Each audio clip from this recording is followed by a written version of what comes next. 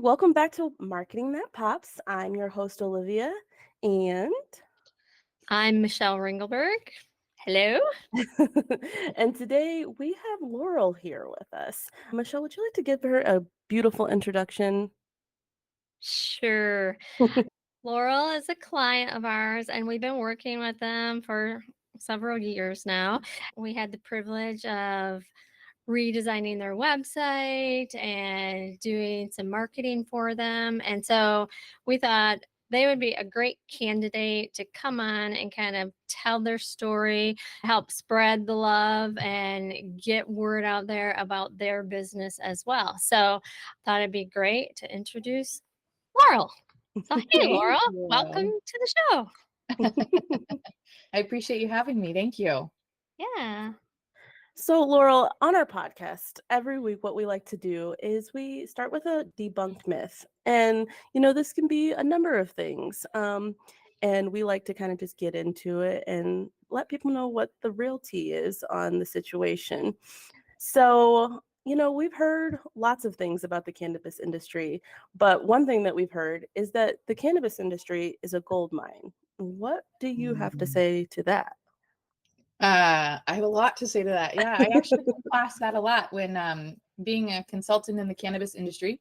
We have a lot of people that come that are new to cannabis who they're so excited because they think they can make their fortune and their retirement, everything, and put it into cannabis. And this is what's going to really set them apart. And it's like the next big thing. And I think while the cannabis industry holds significant potential for making money, the reality of achieving profitability is really difficult. And it's challenging because we have high regulatory costs. We have immense taxation issues that are put on cannabis companies that are not put on other companies that you're used to dealing with. So that's kind of definitely a wrench in the system, especially if you're used to building companies and businesses. This is a whole nother level for most accountants. We have banking and financing obstacles. It's really hard to get money.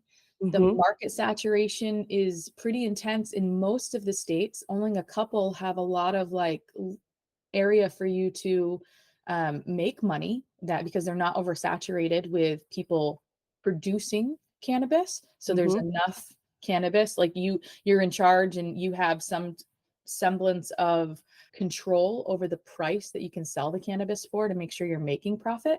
And then you also have a ton of oversight and legal risks. So like kind of going back to like the high regulatory compliance costs, what it costs to have a cannabis company can be astounding when you look at the state applications, the licenses, the attorneys you need to write them, the consulting teams like us, you need to write them and advise the attorneys on how to answer a lot of the questions, the amount of times that you submit the application, the amount of times it gets delayed. And all this time you're paying for a staff to put this together and you're in a holding pattern, right? So it can be a huge cost. And then on top of that, you have, once you're operating, you have the cost of product testing, which is really expensive.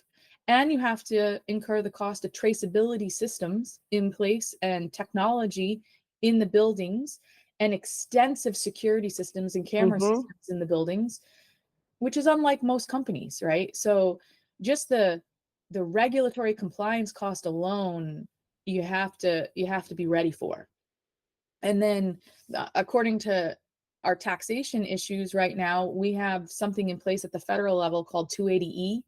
And basically what that means is it prohibits you and any business from writing off expenses. So in any other industry, you can write off your expenses, but in cannabis, you can't, and your expenses are magnanimous. So if you can't write those off, well, it's hard to be profitable. And then you get into, okay, well, our banks, like, how do these companies get funded? Well, they don't have access to banking because it's federally illegal. And so they have to rely on, independent investors, angel investors. And unfortunately, early in the industry, a lot of those groups and hedge funds and and investors got burned, and they're scared of entering the cannabis industry because it's kind of like the wild, wild west. You give Right. money and hope and pray because it's a gold mine. Yep. And then it doesn't happen because the people they chose, they might be great with the plant, but they might not be great by running the business and structuring a company and managing employees. And as we all know, that comes with running a company, right? Like, they may love the plant, but there's so many other facets to making sure that you're profitable. And then we have market saturation, where every state is independently giving licenses and applications out for cultivations.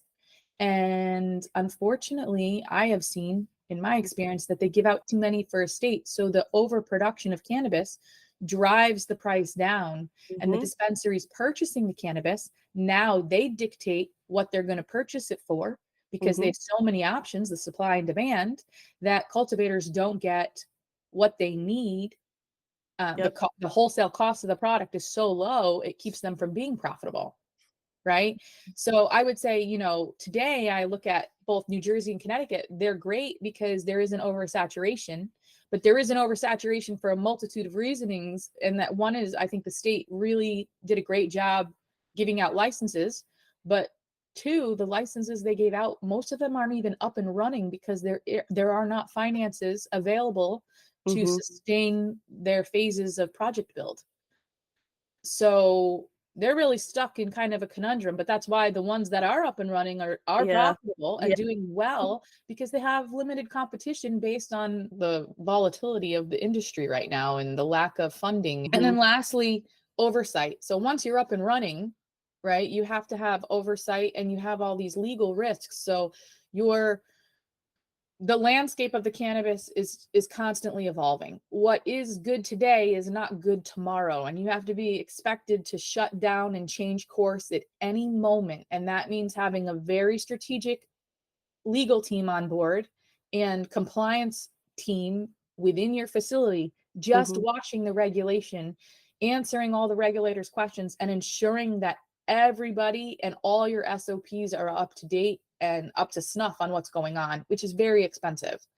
So yes, you can make money, right, in cannabis, but it's not easy. It's not just like growing on trees or falling from the sky. It's not people with no education just reaping the benefits of the green crop that everybody loves. So that's kind of what I would say. It's like it's a myth that you can just quickly enter it and it's a gold mine. It's not. It's a lot of hard work. It's a lot of thought, and you have to be really strategic. Yeah. Just in my experience.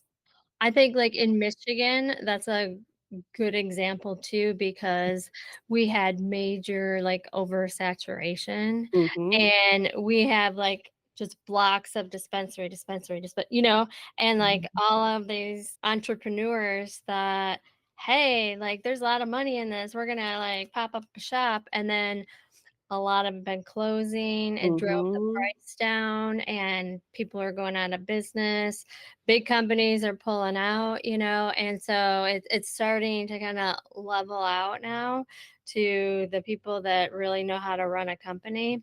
But the other piece that I have witnessed is that when, like you said, like they are growers, and then they start this company, and then they're like, oh yeah, now I got to figure out how to run a company. And these investors give them all this money, and they think they have all this money.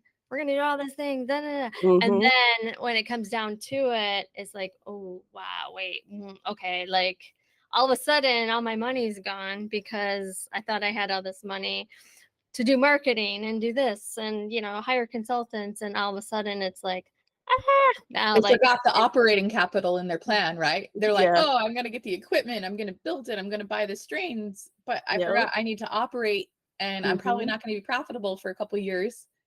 So how much operating capital do I need to hold me over until I'm making money? And then you get slammed with regulation changes or oversaturation, and all of a sudden you can't sell your product, and you're like, oh my goodness, my profitability, like my return on investment just moved out 3 years. How do I sustain? And is it worth it? This is crazy. Right.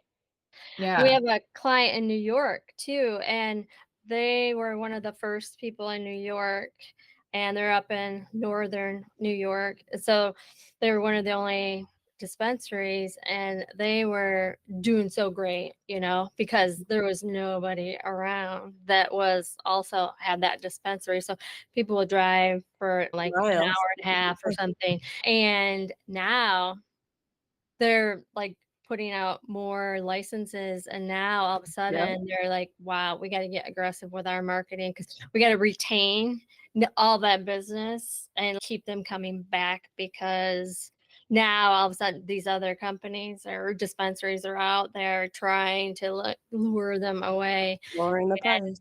it's just it's tough. It's like really tough, and I wish that people granting those licenses would evaluate that a little bit better. Like, how many people are here? What does that look like? We have franchises that are doing that all the time. Like McDonald's is only going to put up so many stores based on the population and all their marketing research. So I wish that they could like Me get it a little too. more under control, because it's killing us. Yeah. It's hard when they just approve certain plots of land that you can have these dispensaries, and it's like in a generalized area. And it's just like you have 1, 2, 3, 4, 5, 6 dispensaries on one block. And it's just like, how is this making any sense? You're not really going to be able to entice one customer over another. It's like that's when those prices just start going down. And you can see it on the signage. And you know what I mean? It just goes down and down. And so many businesses have been bought out and changed, and it's just been crazy.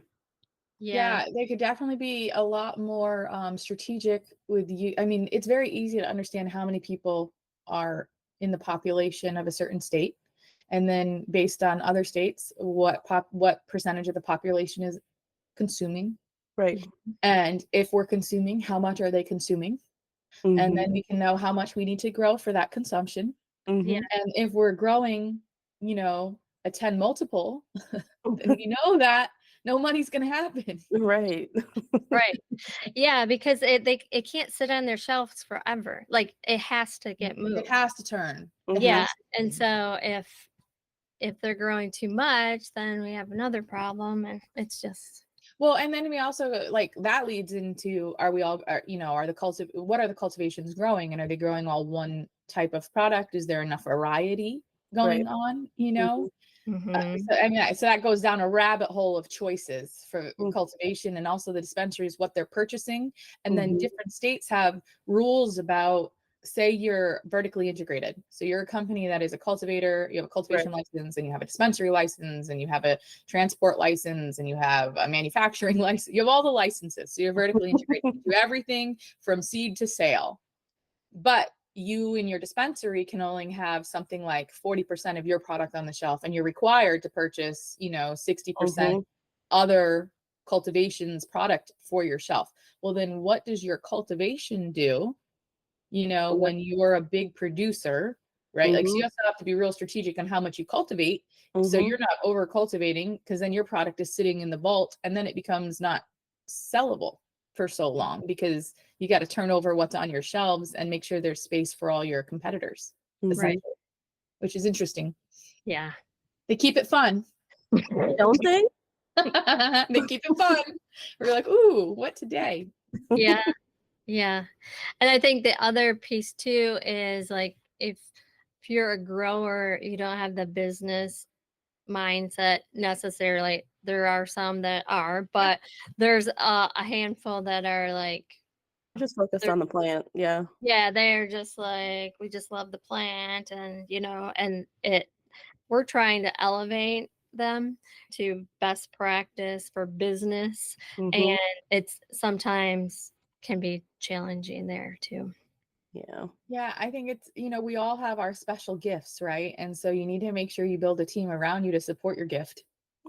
Exactly. Yeah. Right. You got to have a team. Yeah. It's not a one-stop show. Yeah. And I think the other piece that I've seen is that people just try to be cheap and figure it out, and then It's like you're just wasting so much time and Mm-hmm. energy, and then you mess it up, and then you got to pay more. And I'm sure you see that a lot too, where people don't really want to pay for that consulting fee. Like, I can Yeah. figure this out. I'm smart. And then all of a sudden they're calling you back. Okay, hey, You see it as like, I always tend to see that as like an evolution of a company, right? So somebody who's starting, who doesn't have investors, who've put their life savings into it, they're going to tend to do a lot more on their own because they don't have the capital. So they have to be really strategic. And so in that case, all you think is, okay, revenue first, revenue first, revenue first. And then you have, you know, the trajectory of a company when they're making money and they can offload some of those hats. Like when you're a business owner, you wear so many hats and you have to in order to run lean. And as you become profitable, you get to give up some of those hats, right? So there's that type of business owner, but that's when normally it's them and their family who've put all the money into it.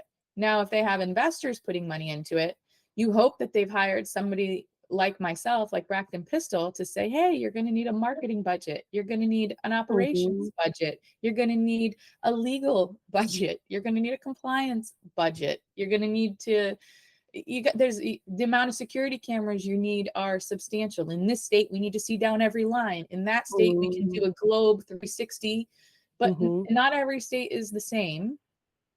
And so, I mean, that's why you want consultants to prepare you, and you want a great marketing team to prepare you. And, you know, I think it's on us to make sure we create packages for each level of business owner or who we want to work with, right? So I tend to believe that I put out what I want to attract. And so if I know that I only want giant companies, then I only put out, hey, I only work with 20,000 square foot canopies or greater, right? If I'm willing to work with the smaller social equity groups, I might say, okay, I'm willing to work with a 5,000 square foot canopy company, but then I need to make sure that I have a package that supports what they can afford, because they're not the same companies at all. And when you have somebody who's wearing all the hats, you deal with them so much differently than you're dealing with a team of a board of members who have investment money of millions of dollars, right? Where we strategically plan with their accountant in Excel spreadsheets on how we're going to divvy it up, and then we get approval by the board, and then we go ahead and start to execute, right? So I guess I don't throw them all into one basket. And it's only because I've been the small business owner, you know, back in, I think it was, what year was it? 2009, when I opened my first hydroponic store. I did everything. I had to learn how to build a website because I couldn't afford it. Like, until the business produced enough profit for me to afford it, all I could afford were the nutrients on my shelf or the soil. I would have loved to been able to, and still today, like the idea of offloading all social media. Oh my gosh. Hello, bye. You know, let me focus on what I love. But the money must dictate the trend and where you put it. So it's, how do you make sure that people see your value? And do I offer a package that elevates them so they can get to the next package? Right. At least that's how, I mean, for me. Yeah. And we've kind of danced around it a little bit, but why don't you tell us exactly what it is that the services that you provide at Bract Pistil? Absolutely. So we are everything A to Z cannabis cultivation. Our mission is to empower cultivators and cultivations with knowledge and tools they need to succeed, and focus on delivering expert advice and tailored solutions that enhance what they're doing to make sure that they become a legacy company. So at the core of our approach is our commitment to walking in the vision of the ownership, whatever that is. So if you see, like in our logo, it's an Enso symbol, and that's because the Enso symbol is like a Japanese piece of artwork where you could see, like, monks every day they go and they just paint a circle every day, and every day they do it with a brush stroke of black. Normally it's black paint, and it's a single brush stroke they have to make it, and no circle is the same, but they're all similar. And that's kind of how I feel about what we do. It's a piece of art that is similar, but none of them are the same. And they're not the same because we deal with different people We deal with different budgets. We deal with different levels of education. We deal with different states and legislation. And so we need to make sure that people, plants, processes, and products all support what the ownership envisions. And it's also my job in the beginning to vet the client and make sure that, one, they can afford us, Mm-hmm. two, that their vision can meet reality.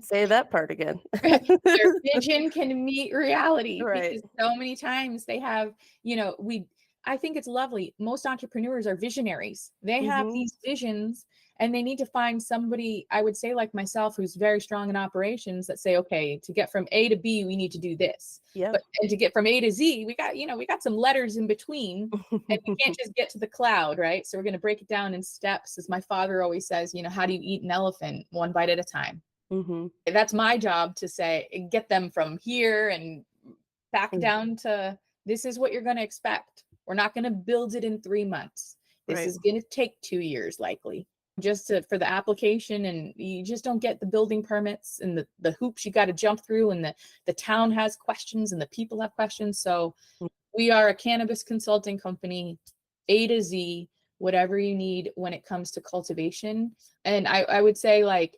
we love the product. We love the people. We love the industry. We don't really deal with dispensaries so much. We're definitely more on the cultivation side of things. That's where our expertise lies.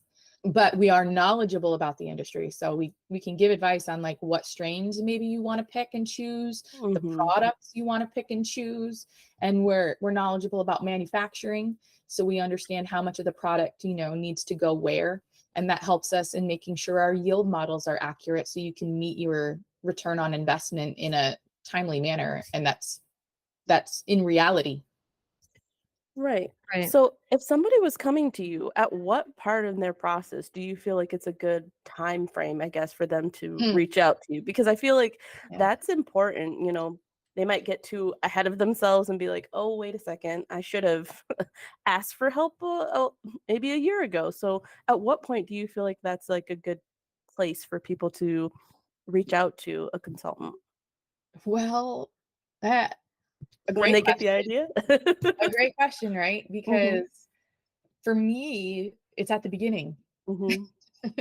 It's always easier to build something new and beautiful than go in and fix what's broken and hurting. Right. So, but it doesn't mean we can't.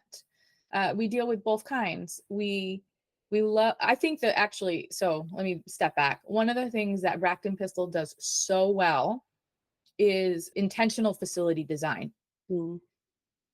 And the reason I say that is because if you tell me your budget's $1 million, I'm going to design you something totally different than a budget with 10 million. I'm also going to design you something different if I get to know your cultivator, right? If I know your cultivator is a longtime cultivator, I get to know about the genetics they like to grow, the style they like to grow, the grow medium they like to grow. Are they doing tiered benching? Are they doing single level? And that can also depend on the state you're in. I might say, hey, if you've got a building and you can go as big as you want, single tier all day. But if you are in confined spaces, if you're in New York City, for instance, I'm going to really encourage you probably to go vertical tiering and try to find a cultivator. Your head cultivator needs to be very proficient in vertical cultivation. And that's very difficult to find. If a cultivator is also a part of the ownership, I'm going to guide them.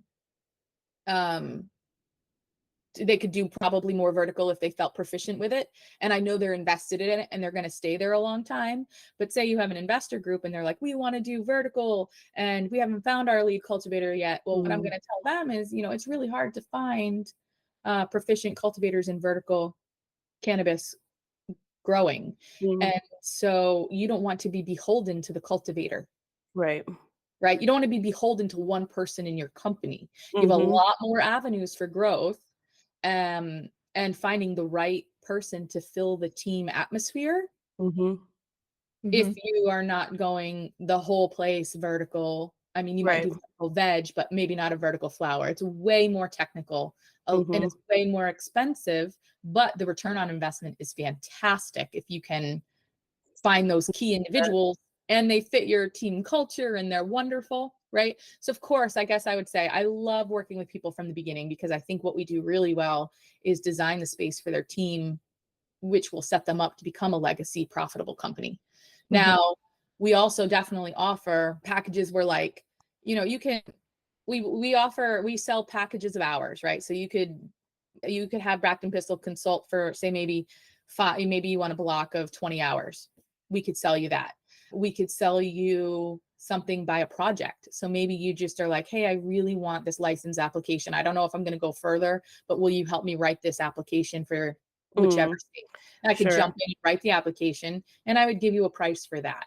Then we have companies that we work with where we're literally contracted to be with them for 6 months to 2 years, and we can even be part of the operational crew. So we would come in, on-site training, on-site team building. We'll teach them about integrated pest management. If they're having a problem with their lighting, we'll teach them the levels they need to be. We'll come in and hands-on check it out. We'll monitor their AC units. We'll monitor their atmosphere controls. We'll check out their curing system and make sure it's in with parameters. If they need us to advise them on pieces of technology to put in place to make sure that they can watch them, ownership can watch them from a computer, or I can watch them from sitting in my office here in Connecticut, all of that can happen. So like I was saying before, packages for whatever level you're at and for however far you're going, we have available. But I prefer always starting from scratch.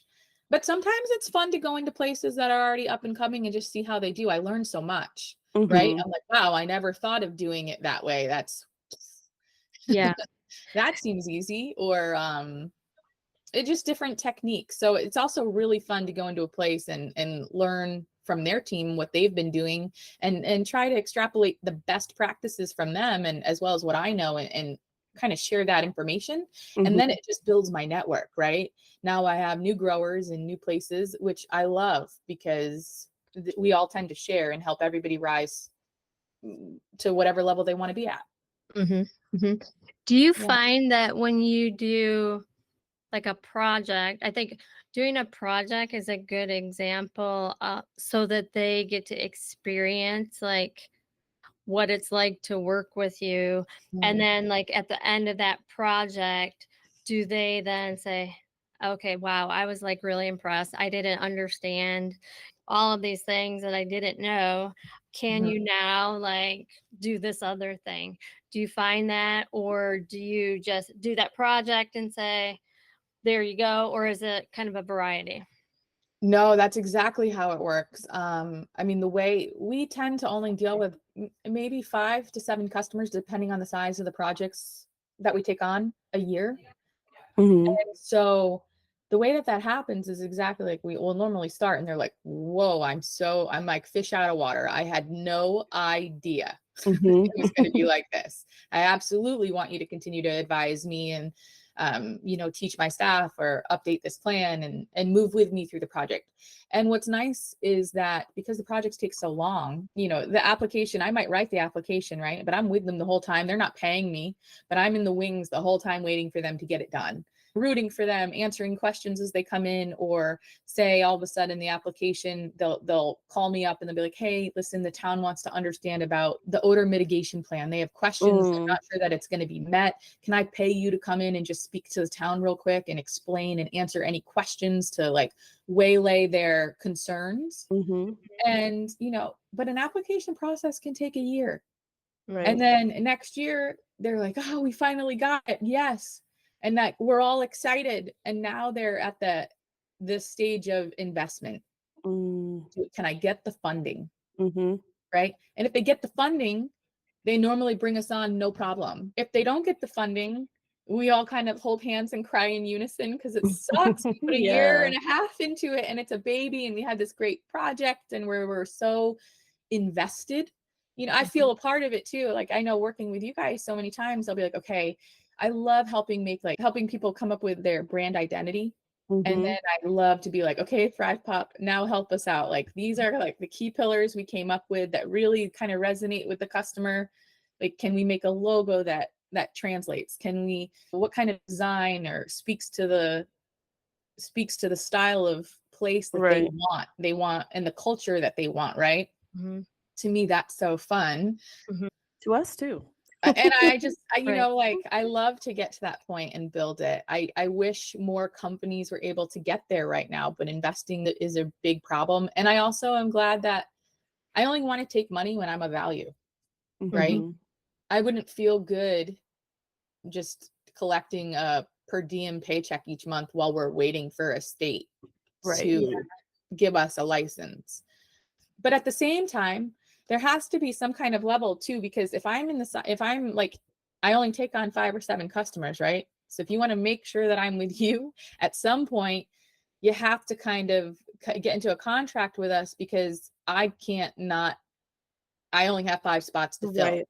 And if I Mhm. fill them before you're ready, I'm just as sad as you are. Right. Right. Yeah. So I love working with people all the way through. Yeah.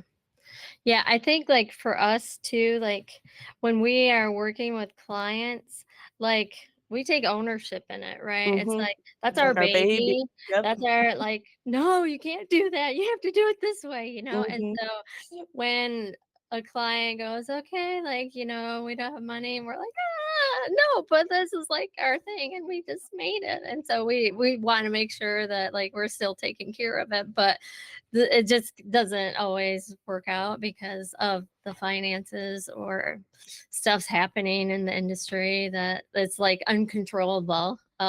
So things like that. But I get what you, plus like you're building a relationship, right? And Mhm. it's Yeah. not just we're just doing this task. Like you get to know the people, and it's like you become friends, and then it's like no, I like talking to them, you know. So Mhm.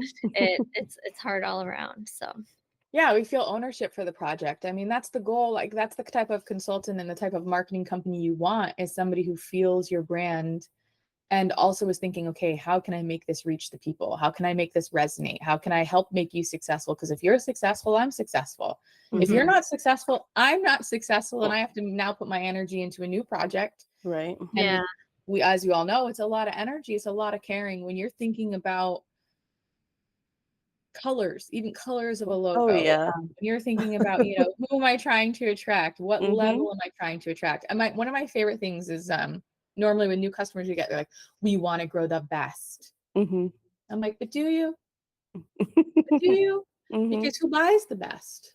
Yeah. Do you want to grow a product that anybody could afford, that is attainable to all walks of life? Mhm. Um, and make it the best you can, but within a certain price range where Mhm. there's profitability?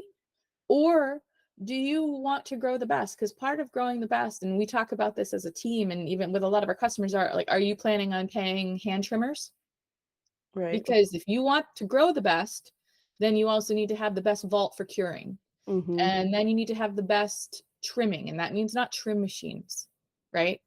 Like you want to make sure you have a 2-week curing process. Most places go for like a 7, Mhm. you know, maybe less if they can get away with it, because it depends if you're an owner cultivator or you have a board. Mhm. If money is the all driving factor, you Mm. normally don't want to grow the best. Mm. But if money isn't the all driving factor and you want to find some kind of balance, and that's what I always say, like, maybe choose to grow a 7 instead of a 10.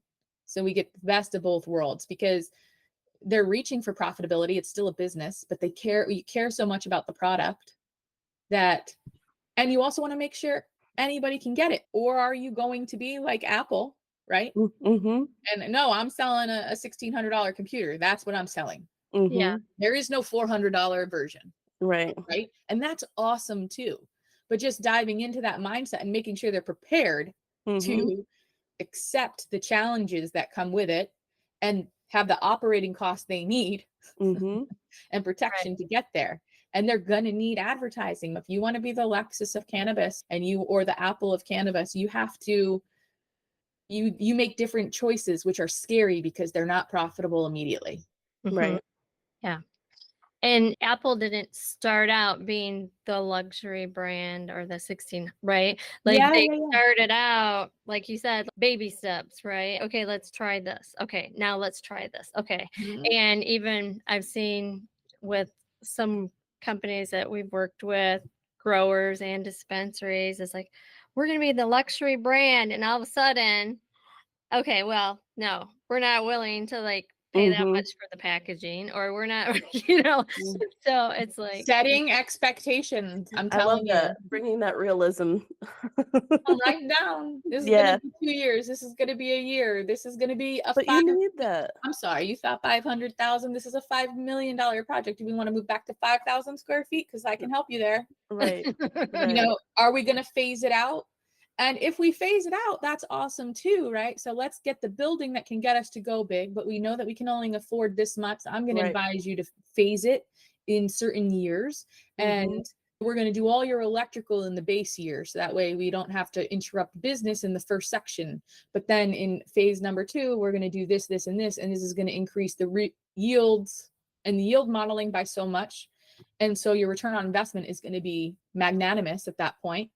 But now what happens when you based all of this on funding from your investors and your investment money dried up? Now we go back and say, okay, here we are 3 years later, ready to do our final expansion. And now we need to go inside and look, okay, what are we doing? What are we not doing well? We don't have access to capital. How can we create that capital? Do we need to make cuts on salaries? How do we generate that capital to make the next expansion or continue growth? Or do we want to say, you know what, phase 1 and 2 were great. Phase 3 is now going to be kiboshed because we don't have the capital, but we're really happy with where we are. Let's find a holding pattern, and let's really invest all our extra money into marketing. Hey. Because that's going to drive the next level, right? So just being really strategic and really thoughtful about how they want to grow and what their goals are. I really love that because I know we keep saying it, but it's just a really realistic approach, and people need that. Like you said, they're visionaries and they're entrepreneurs, and they have these big ideas and what they want, and I can get you there, but we need to start here. Yeah. So. Don't jump in with everything. Don't jump in with your life savings. Don't do it. Right. Unless you talk to me first. Right. Talk to me first. So Laura, how did you find your way here? Like what made you how did you even get to the consulting? I mean, I know you said you started with your hydroponic store, but is that really what was the catalyst that led you here? I mean, the catalyst, so like we're going back, right? Back years ago, maybe 24 years ago. I met my husband now, who is Jeremy Correo. We have different last names, but he's also one of the business partners. And, you know, in true transparency, black market cannabis. He was probably growing since he was about 13 years old. I didn't meet him until later on in life. I want to say I was 16, 17, and he was probably 18, 19 at the time. And he was really into cannabis and always touted. It was good girl meets bad boy is probably the best way to think about it, right? So it actually took me a long time to get on board and try to fluff off social standards and social perception of who I was with and what I was dating. Because I went to school, I have my master's in sports medicine. So like it was almost even hard to, at that time, you can't say, oh, my partner grows cannabis for a living. Like that's not what you say. But it goes back to that point. And then back in 2009, Jeremy was growing cannabis. I was working in the sports medicine field, and my father got sick, and so did my sister. So I wanted to move home to Connecticut. And at that time, Rhode Island had gone medical. And so Jeremy and I at that point were like, let's open a store. I mean, we had so many friends that grew cannabis, like a grow store. So not a dispensary, we didn't sell product. We sold nutrients and soil and trellis netting and anything you needed to cultivate. So we were able to, we did really well. Unfortunately, we got into some legal troubles based on Connecticut, Rhode Island borders. And I don't want to get too much, but we got into some troubles, and I had to sell the company. Unfortunately, Jeremy went away to jail for about 3 years, a little bit more. And when we got out, the person I sold all my inventory to his things, I'll buy all your inventory as long as, you know, Jeremy will come work with me when he gets out. And so we agreed to that. And Jeremy went, and it was the largest hydroponic store on the East Coast. And Jeremy built their commercial division together. At that time, I was running my own gym. I like Fuel Fitness and like I had like all this other stuff going on.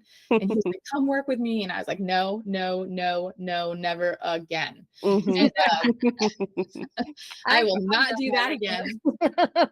And then, you know, he was doing really well. And Grow Generation at that time purchased the company. He helped facilitate the sale, and Grow Generation, it was the fourth company, hydroponic store, that Grow Generation had at that time.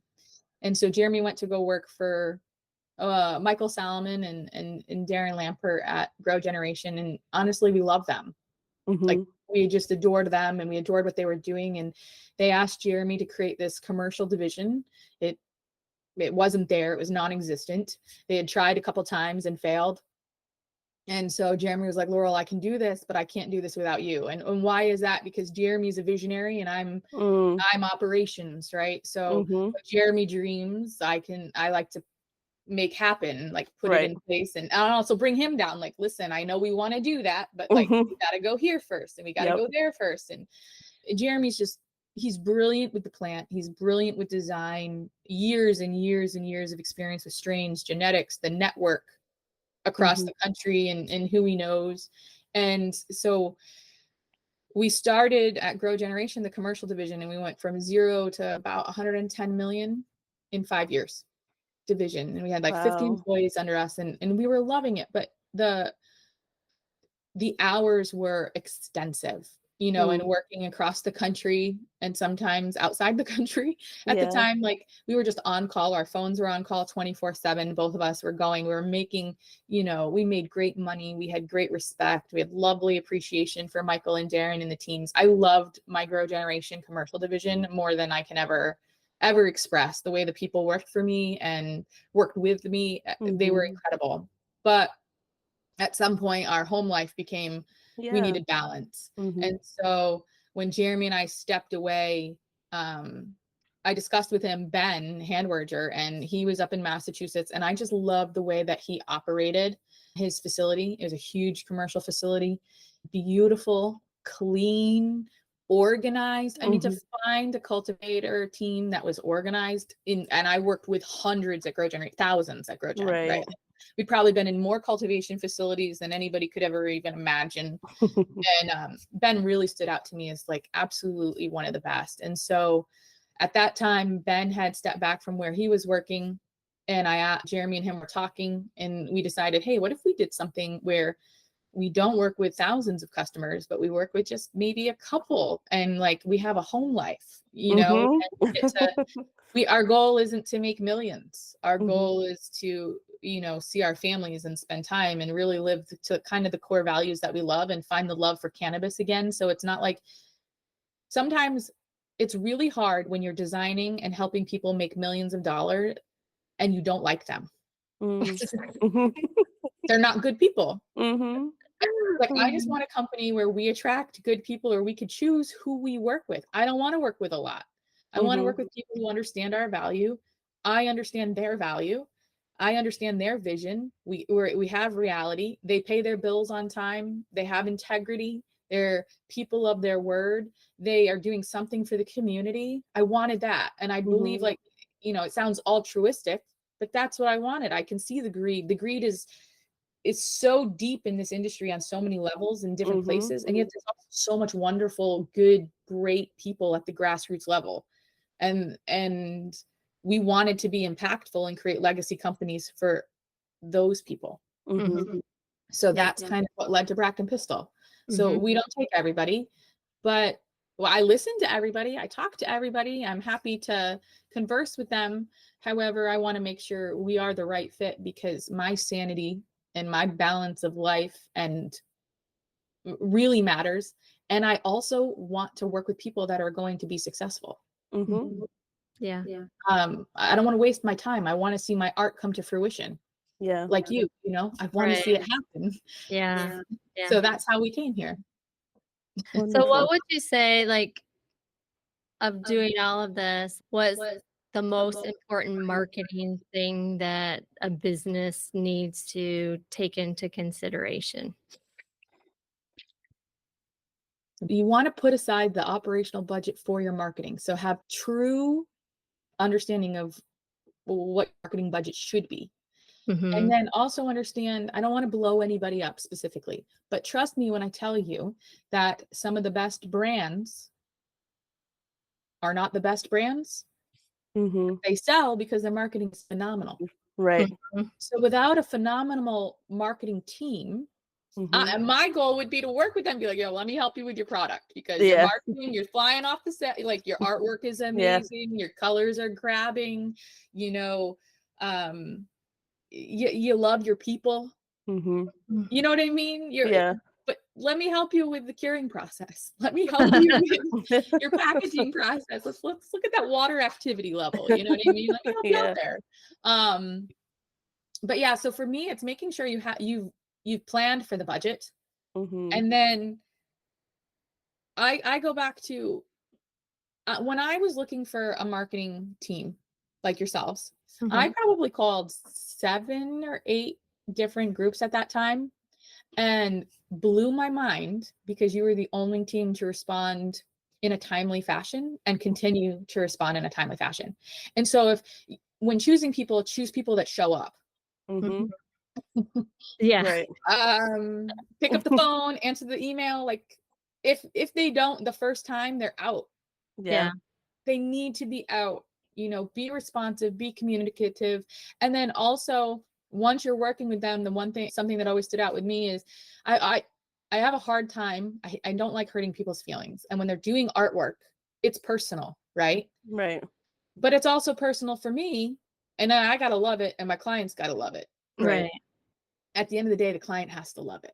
So Yeah. I'm going to come back with critiques, and you have to be able to absorb those critiques and not take them personal, but Mm-hmm. use them to increase the product that you're generating. Mm-hmm. To the advertising that sells the best is obviously not always what the owner wants, but that's what the owner's going to pay for. So you have to ensure that you're creating, Mm-hmm. you're listening and creating what the ownership wants and not what you want. Mm-hmm.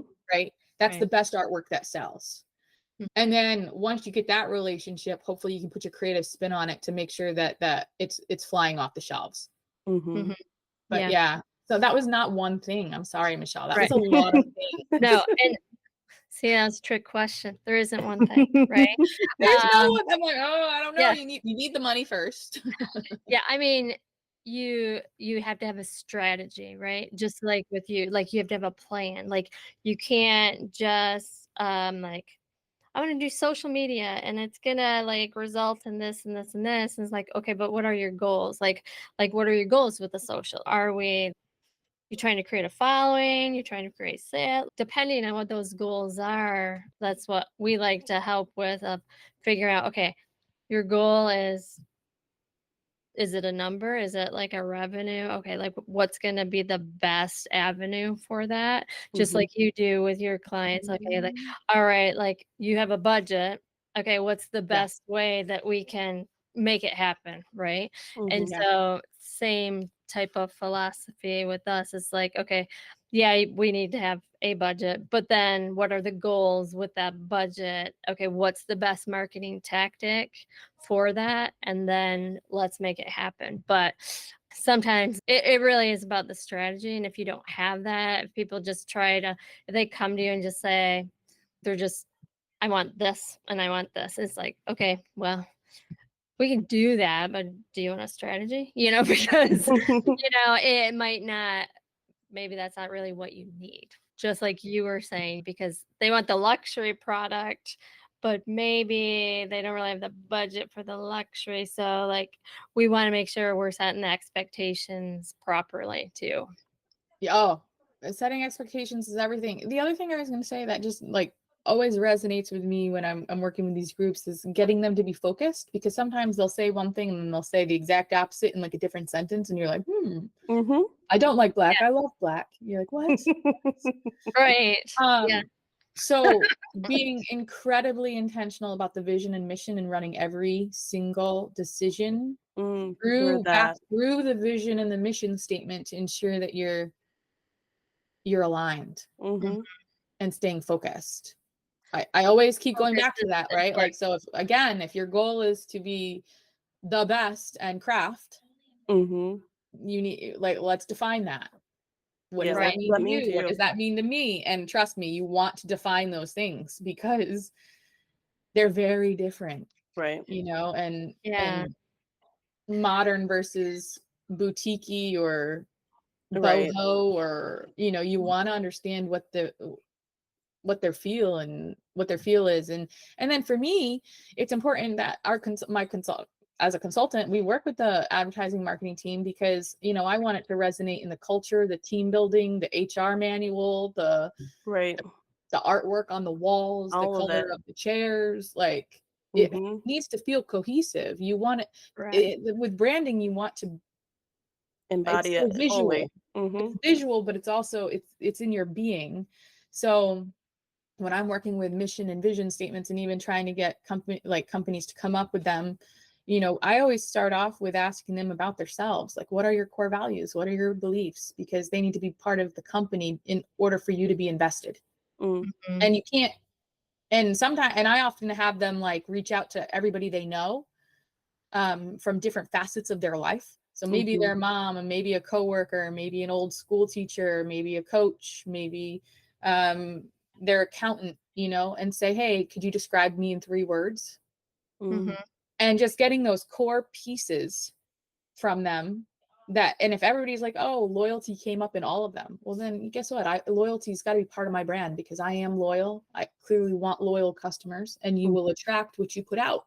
Mm-hmm. Mhm. So find your energies that resonate in the world and make sure you're trying to attract that, because it's going to be a lot easier to get it to come in if you're being honest and true and authentic with yourself. Mm-hmm. You'll be that every day with your employees and your staff, and it'll resonate. Mm-hmm. So it'll Right. be easy to market that, and you'll stay more focused and in line. Or something, I just kind of like going back. I have a good friend, and they own like glass company. They own a bunch of companies, and we'd always talk about you know buying technology or software that was going to last and not quick purchases. Mm. Like, I'd always run that back to him whenever he was going to buy something. I'm like, remember how we talked about you might not want to just get it for the fly. Like, let's put a little bit more time and thought into finding what's right. Yeah. And even if it is a little bit more expensive, make sure it's the right purchase, because it's going to last longer and your return on investment will be better.